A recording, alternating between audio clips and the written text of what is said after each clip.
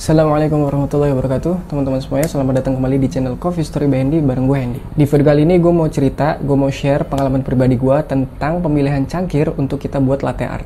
Nah, tapi sebelum masuk ke pembahasannya, gue mau tekankan dulu di awal bahwasannya ini menurut pengalaman pribadi gue yang gue pakai setiap kali gue mau bikin latte art di rumah. Terlebih sebagai home barista, gue nggak bisa share ke kalian seperti cup-cup atau cangkir-cangkir yang dipakai, atau cup lah tepatnya yang dipakai, itu ketika di coffee shop beneran gitu loh. Karena gue sebagai home barista, gue nggak punya kayak contohnya misalkan paper cup atau cup plastik dan lain sebagainya, yang memang ditujukan atau digunakan biasanya di kedai kopi atau coffee shop yang mereka untuk take away gitu. Nah, gue belum bisa untuk ceritain hal tersebut. Cuman yang mau gue share, yang mau gue bagikan di video kali ini adalah cangkir-cangkir yang biasa gue pakai untuk gue bikin latte art di rumah. Contohnya kayak gini. Nah, ini udah ada 4 cangkir yang biasanya gue pakai ketika gue mau bikin latte art di rumah. Yang pertama yang warna kuning ini bawahnya flat atau bisa kita sebut flat bottom. Bawahnya itu flat ya. Nih, dia nggak melengkung gitu bawahnya, nggak round, kurang lebih kayak gini ya. Ini salah satu cup atau cangkir yang biasa gue pakai. Nah, gue tunjukin dulu di awal, nanti abis itu kita ceritain satu-satu ya.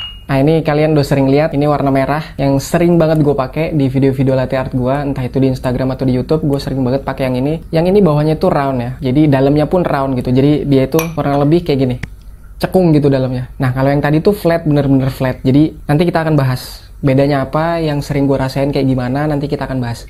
Ini ya, yang sering kalian lihat, ini round bawahnya. Oke, yang selanjutnya ini cangkir yang memang menjadi standar untuk cafe latte. Sebenarnya cangkir yang ini gitu loh. Nah, terus yang terakhir yang gue biasa pakai juga, cuman ini nggak biasa, nggak sering banget. Karena apa? Karena ini gue baru beli dan baru punya. Dan ini cuman satu gue punyanya. Ini bawahnya itu round juga, dan ini 300 mili. Dan dia lebih lebar, diameter itu lebih lebar daripada yang tadi. Daripada yang merah, yang kuning, bahkan yang bening tadi itu. Satu persatu akan coba kita bahas, cangkir apa sih yang harus kalian pakai untuk bikin latte art, terus sesuai kebutuhan atau sesuai kalian mau bikin apa gitu loh. Maksudnya patternnya ya, dekoratif kah, atau basic kah, terus pakai yang mana yang enak gitu loh. Langsung kita bahas mulai dari yang ini dulu. Ya, yang bening. Nah, sependek yang gue tahu, gelas yang ini itu memang sebenarnya diperuntukkan untuk cafe latte. Nah, sedangkan yang ada gagangnya, cangkir yang ada gagangnya, itu sependek yang gue tahu biasanya untuk cappuccino gitu loh. Nanti kalau kalian mau tahu informasi detailnya, coba cari googling aja, karena kalau gue ceritain di sini juga cukup panjang nanti videonya. Ini yang akan gue share aja ketika gue pakai ini kayak gimana, dan biasanya gue pakai ini tuh buat apa aja gitu loh. Yang kita lihat ini lebih panjang daripada cangkir-cangkir yang tadi ya. Gelas-gelas yang tadi tuh ini lebih panjang, jadi dia ke atas gitu, terus mengkerucut ke bawah. Di bawahnya ini itu juga flat teman-teman. Jadi ketika dari atas itu langsung tajam patahnya gitu. Jadi kurang lebih kayak gini ya. Langsung patah kayak gitu. Nah, ini biasanya gue pakai itu untuk pattern-pattern yang nggak dekoratif gitu loh. Yang simple, yang basic lah biasanya. Mungkin love, mungkin gue pakai buat tulip, mungkin gue pakai buat rosetta gitu loh. Atau bahkan gue coba untuk bikin suhan di sini gitu loh. Cuman beberapa kali gue sering eksperimen untuk bikin dekoratif pattern. Kayak yang terakhir di Instagram itu gue pernah bikin ini untuk bikin monkey gitu loh. Dan itu juga hasilnya nggak terlalu besar karena memang diameter atasnya itu dia lebih kecil. Cuman dia volumenya itu, maksudnya karena dia tinggi ke atas, jadi dia nggak nyebar volumenya itu ya ke atas. Karena ini gelasnya tinggi gitu loh. Kenapa gue pakai ini untuk basic? Simple aja sih sebenarnya teman-teman. Permukaan dia itu nggak lebih lebar daripada cup-cup yang tadi, cangkir-cangkir yang tadi. Jadi kalau mau bikin pattern-pattern yang banyak gambar di atasnya itu agak cenderung lebih sulit. Kalaupun kalian mau bikin, itu gambarnya harus kecil gitu loh. Dan untuk gambar kecil biasanya detailnya agak kurang. Kalau komposisi espressonya nggak bener, frotting susunya nggak bener, pouring skillnya juga nggak bener. Itu agak repot.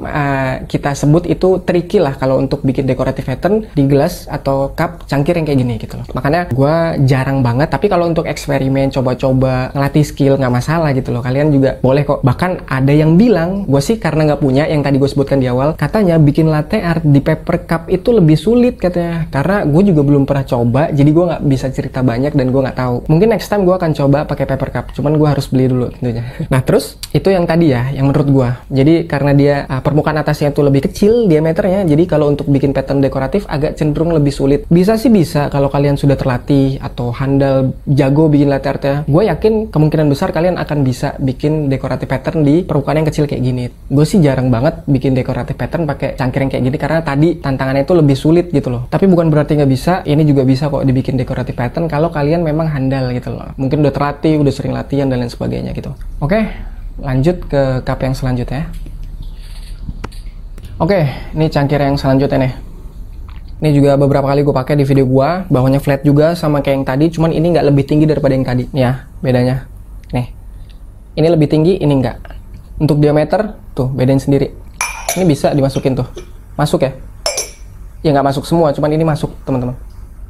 Oke, nah ini sebenarnya tantangannya nggak jauh beda karena di bawahnya flat. Awal pertama kita pouring untuk canvassing itu cenderung agak lebih sulit. Cuman kalau kalian udah biasa, nanti ngerti tekniknya tuh. Jadi gimana supaya susu yang kita tuangkan untuk pertama kali canvassing itu nggak pecah gitu loh. Tapi kalau untuk diameter atasnya itu ketika milk jug spotnya untuk nempel ke canvassingnya itu deket. Ini lumayan enak juga nih kalau untuk bikin pattern basic sampai dengan dekoratif. Gue beberapa kali coba pakai ini dan itu nyaman-nyaman aja. Cuman memang awalnya tuh mesti kita perhatikan tuh supaya canvassingnya bener gitu loh. Supaya susu yang kita tuang untuk pertama kali sama espresso itu bercampur dengan baik dan benar di canvassing, saat canvassing. Jadi harus berputar kan kayak gitulah kurang lebih. Ini cup yang biasanya gue pakai, bawahnya flat bottom juga. Tadi gue tekankan tantangannya nggak terlalu berat kalau yang ini. Cuman gue masih nyaman ketika pakai flat bottom tapi yang kayak gini, yang ada gagangnya dan yang agak luas permukaannya.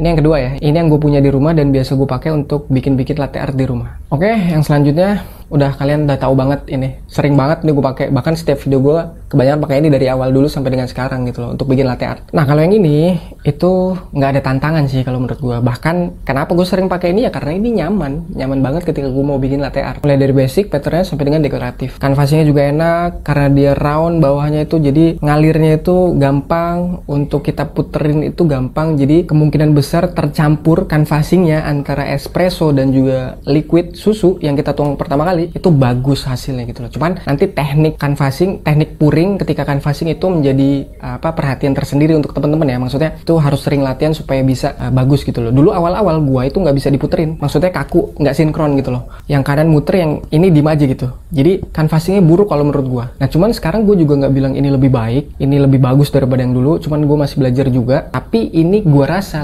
sedikit lebih bagus, sedikit lebih baik teknik yang gua pakai ketika sekarang daripada yang dulu pertama kali gue bikin gitu loh. Karena sekarang sedikit banyaknya gue udah bisa sinkronisasi otak gue antara tangan kiri dan kanan untuk bisa muterin sama-sama supaya espresso sama liquid susu yang kita tuang pertama kali untuk canvassing itu bercampur dengan baik dan benar. Yang diusahakan seperti itu supaya nanti hasil latte art kita ketika canvassingnya bagus, nanti pouring hasil akhirnya juga bagus. Kurang lebih kayak gitulah teman-teman. Kalau ini gue paling suka pakai yang kayak gini gitu loh. Selanjutnya, nah ini sebenarnya nggak ada beda sama yang tadi, cuman beda di ukuran aja. Kalau yang ini 300 mili, kalau yang tadi semuanya itu 220 mili kurang lebih. Nah ini tantangannya agak lebih berat aja gitu loh, karena gue sepanjang gue belajar latte art dari dulu pertama kali sampai dengan sekarang itu gue keseringan pakai cup yang tadi. Ini lebih enteng daripada yang ini teman-teman. Ini tuh agak berat ya dipegang, bukan agak berat, malah memang ini berat banget kalau dipegang gitu loh. Jadi itu menjadi tantangan tersendiri buat gue, terutama karena gue pakai cup yang 300 mili ini baru-baru banget. Jadi gue masih banyak belajar dan masih butuh penyesuaian ketika mau bikin latte art di sini. Nah ini tentunya juga diperhitungkan pakai espressonya berapa, terus juga pakai susunya berapa, pakai jug yang ukurannya berapa, itu perlu diperhatikan. Terus juga tekniknya, jadi ketika gue beli yang 300 mili dan gue pakai, dan yang biasa gue pakai 220 mili, itu ternyata butuh penyesuaian teman-teman. Nggak langsung kita bisa untuk bikin latte art. Misalkan kita jago nih bikin latte art di sini, entah basic, dekoratif, bagus, jago di sini. Ketika pindah ke cup yang ini, belum tentu bagus juga teman-teman. Butuh penyesuaian, itu pribadi gue sih. Gue beberapa kali butuh penyesuaian untuk menyesuaikan penggunaan ketika gue pakai cup yang 300 mili ini teman-teman. Mulai dari canvassingnya, pouringnya dan lain sebagainya, tata letak tangannya dan lain sebagainya gitu loh. Itu yang gue rasain sih. Jadi tantangan tersendiri di sini tuh yang pertama berat, habis itu juga butuh penyesuaian ketika pertama kali pakai. Cuman kalau kalian udah sering, gue yakin kalian sering dua-duanya nih, atau bahkan yang lebih kecil daripada ini, itu kalian juga bisa kok gitu. Nah itu tadi 4 jenis cup, 4 jenis cangkir yang gue biasa pakai di rumah ketika gue mau bikin latte art, entah itu latihan, pakai pewarna, atau buat gue minum konsumsi pribadi, pakai espresso. Gue biasanya pakai salah satu dari keempat cangkir tersebut. Nah teman-teman kalau punya cangkir andalan di rumah, silahkan pakai. Nah teman-teman, jadi sebenarnya yang mau gue sampaikan pesannya adalah terkait jangan terlalu pusing di awal ketika mau belajar, itu harus pakai cangkir yang kayak gimana gitu loh. Pakai aja dulu yang ada. Nah jadi pertama kali itu sebelum gue beli yang merah, sebelum gue pakai yang ini nih, yang dua ini, gue pakai yang ini dulu nih teman-teman. Beneran, dulu awal gue pakai yang ini belajar. Jadi cangkir apa yang ada di rumah gue pakai aja dulu gitu loh. Yang penting at least gue belajar dulu pertama kali. Ini balik lagi sudut pandangnya. Ada yang bilang bener, ada yang bilang salah. Maksudnya kayak gini. Nanti takutnya kebiasaan pakai cup yang pakai cangkir yang kayak gitu nanti sulit pindah karena butuh penyesuaian lagi. Jadi dari awal mendingan pakai yang memang untuk standar latte atau cappuccino gitu loh. Tapi kalau menurut gue, daripada pusingin itu, daripada membebankan diri dengan hal-hal yang kayak gitu, harus punya dulu baru bisa latihan. Kalau menurut gue pakai aja dulu apa yang ada. Nanti nanti kalau ada rezeki beli lagi yang memang standar untuk latte gitu loh, yang memang standar untuk cappuccino. Nah itu sih teman-teman kalau menurut gua gitu loh. Jadi nggak usah terlalu dipusingin harus pakai cangkir yang kayak gimana, harus pakai gelas yang kayak gimana gitu. Jadi pakai aja dulu yang ada. Memang beda ketika nanti kalian pakai, kalian punya yang flat bottom terus yang round bottom, itu kalian bisa ngerasain sendiri perbedaan itu apa dan di mana gitu loh. Tapi sejauh ini ketika kalian udah nyobain semuanya, gue yakin nanti kalian akan tahu tekniknya tersendiri. Pakai yang flat bottom itu kayak gimana, pakai yang round bottom itu kayak gimana. Itu nanti gampang loh penyesuaiannya. Gue yakin ketika kalian sering bikin pakai jenis-jenis cup yang banyak, kalian juga pasti tahu nanti tekniknya, dengan sendirinya akan belajar gitu. Tapi tetap ya teman-teman, gue tekankan kalau mau bikin latte art terutama patternnya di luar basic, maksudnya gini, kalau hanya basic kayak love, tulip, terus juga rosetta, swan, mungkin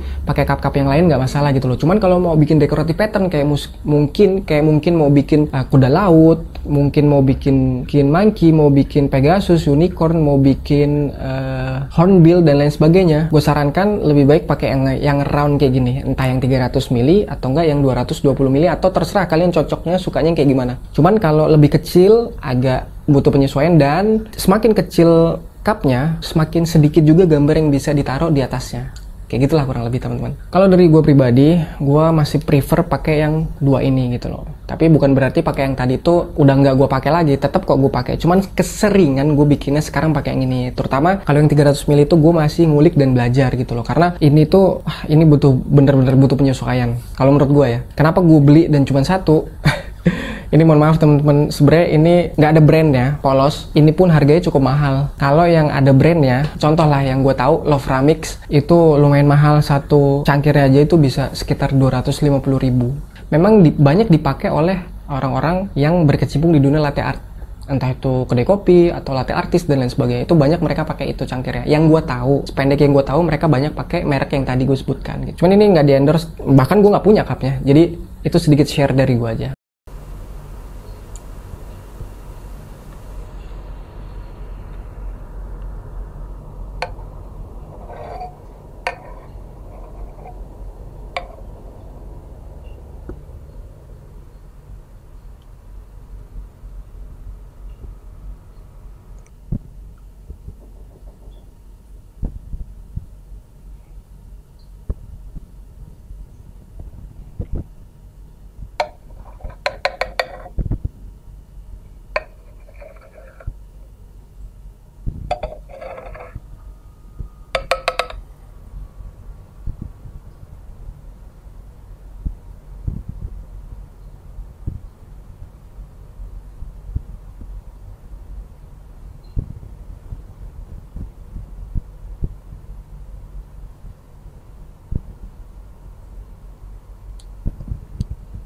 Nah, itu ya teman-teman kurang lebih.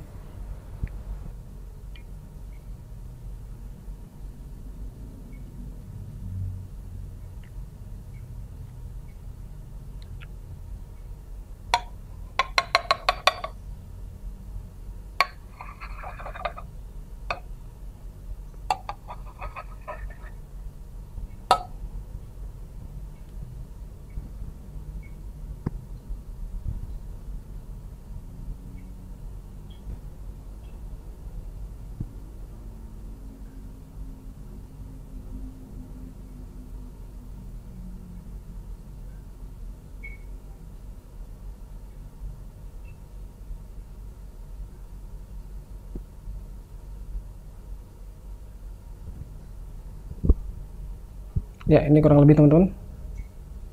Oke teman-teman, kurang lebih kayak gini yang gue coba bisa sampaikan ke kalian. Mungkin terkait videonya, semoga bisa tersampaikan ya pesannya, gimana cara pilih cangkir yang memudahkan kita untuk bisa bikin latte art. Entah itu di rumah, entah itu buat latihan, entah itu buat jualan, ya terserah lah. Tapi kalau menurut gue kurang lebih kayak gini lah. Nah, cangkir yang ini gue rekomendasikan itu gue sih pribadi untuk basic pattern aja. Tulip, love, tulip, rosetta, bahkan swan juga mungkin bisa, tapi akan kecil dia. Gue pernah bikin swan di sini dan itu hasilnya kecil. Nah, kalau yang ini cangkir yang kuning, yang flat bottom, tetap bisa. Cuman semoga kalian yang tadi kelihatan ya gimana pas pouring awal itu susunya itu sama si base-nya. Kalau di sini gue pakai pewarna karena kalau gue pakai kopi lumayan boros nanti. Kalau espresso sama susu ketika dicampur di awal itu agak lebih cenderung lebih sulit ketika canvassing kalau menurut gua. Cuman tetap bisa kok dibikin untuk dekoratif, bahkan bisa tuh. Nah, terus kalau yang itu enak banget. Mulai dari canvassing sampai dengan pouring. Itu kalau menurut gue yang paling enak tuh yang memang round bawahnya. Makanya kenapa pemilihan cangkir ini penting banget untuk kita perhatikan sebelum kita bikin latte art gitu loh teman-teman. Mungkin segitu aja video untuk kesempatan kali ini. Tetap jika kalian suka dengan konten-konten yang gue bagikan, silahkan tekan tombol subscribe dan juga hidupkan lonceng notifikasinya supaya kalian nggak ketinggalan info-info terupdate dari channel Coffee Story by Hendy. Terutama video-video terbaru ya. Dan juga ketika ada saran, kritik, komentar, kalian bisa tulis di kolom komentar. Tulis aja, ketik aja apapun yang mau kalian tanyakan, atau bisa DM ke Instagram gue @coffeestorybyhendy. Sampai berjumpa di video selanjutnya. Wassalamualaikum warahmatullahi wabarakatuh. Tetap jangan lupa ngopi.